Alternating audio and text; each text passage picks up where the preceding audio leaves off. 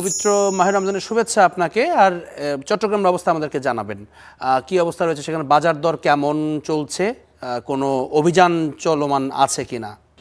গতকালকে আমরা দেখেছি যে গতকাল তো চট্টগ্রামে বিভিন্ন বাজারে কিন্তু অভিযান চালানো হয়েছে। এর আগেও কিন্তু গত পুরো সপ্তাহ জুড়েই কিন্তু ভোক্তা অধিকার এবং জেলা প্রশাসনের পক্ষ থেকে কিন্তু অভিযান চালানো হয়েছে এবং আজও কিন্তু এটি অভিযানের কথা রয়েছে খাতুনগঞ্জে, যেখানে নিত্যপণ্যের যে বাজার, সেই বাজারে যে ঊর্ধ্বগতি কোনোভাবে লাগাম টানা যাচ্ছে না, সেই লাগাম টানার জন্য কিন্তু অভিযান পরিচালনার একটি কথা রয়েছে। এছাড়া আমরা এই মুহূর্তে আছি চট্টগ্রাম মেট্রোপলিটন প্রাণী সম্পদ অধিদপ্তরের কার্যালয়ের সামনে, যেখানে মাহে রমজান উপলক্ষে কিন্তু সুলভ মূল্যে তারা মাংস, ডিম, দুধ এগুলো বিক্রি করছে এবং আপনারা দেখছেন যে দীর্ঘ লাইনের সারি কিন্তু তাদের এইসব খুব কম দামে কেনার জন্য মানুষ কিন্তু দীর্ঘ লাইনে দাঁড়িয়ে আছে এবং তারা কিন্তু খুব আগ্রহ সহকারে এগুলো কিনছে। এছাড়াও আমরা যদি একটু খুচরা বাজারের কথা বলি, গতকালকেও আমরা দেখেছি খুচরা বাজারে কিন্তু বেশ কিছু পণ্যের দামে হেরফের পেয়েছে অভিযান পরিচালনা করতে গিয়ে, এবং যেখানে খেজুরের দামও কিন্তু খুব 100 থেকে 300 টাকা পর্যন্ত আমরা দেখেছি বাড়তি বিক্রি হয়েছে। এছাড়াও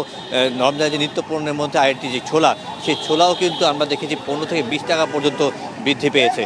সেই জন্য কিন্তু চট্টগ্রামের জেলা প্রশাসনের পক্ষ থেকে কিন্তু আজ একটি অভিযান পরিচালনা করার কথা রয়েছে এবং অভিযানের মাধ্যমে তারা জানান দিতে চায় যে যারা এই অযৌক্তিকভাবে এবং সিন্ডিকেটের মাধ্যমে যারা এই অসদ কারসাজিগুলো করছে, দাম বৃদ্ধি যে কারসাজিগুলো করছে, তাদের এই কারসাজিগুলো চলমান রাখে, তাদের বিরুদ্ধে আইনানুগ ব্যবস্থা গ্রহণ করা হবে এবং সেই আইনানুগ ব্যবস্থা কোনোভাবেই তারা ছাড় দেবে না।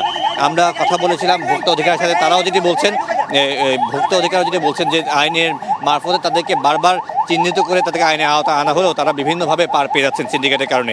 তবে সিন্ডিকেট যাতে ভেঙে যায় এবং সিন্ডিকেট ভাঙার মাধ্যমে যাতে যারা ভোক্তা আছে তারা যাতে সঠিকভাবে তাদের দাম নির্ধারণের মাধ্যমে তাদের কাজ করতে পারে, সেই জন্য কিন্তু কথা বলবেন।